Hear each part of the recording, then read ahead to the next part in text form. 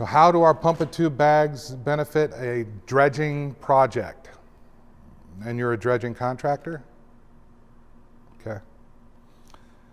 Well, our bags are being used in replacement of frac tanks, where you have those big storage tanks and they have to pump it in there, treat it, then drain it out and filter it again, or haul it away.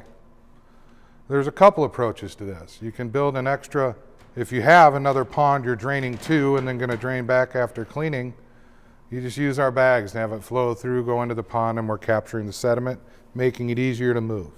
Again, faster flow, you want greater sediment capture, etc. Put a manifold, split it amongst bags, you're going to increase all those factors.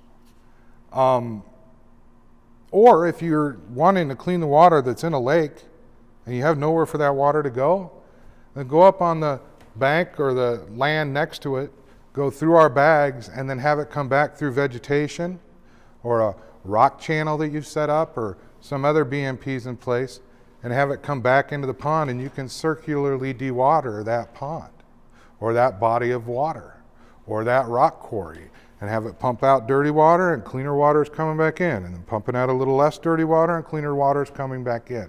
So again, lesser footprints, eliminate a lot of the equipment being used when you're getting into some of the larger dewatering jobs and dredging jobs are some of the benefits. Using a manifold, you can completely eliminate downtime. One fills up, turn it off while the others keep rowing, and replace those bags. Time is money. And again, footprint.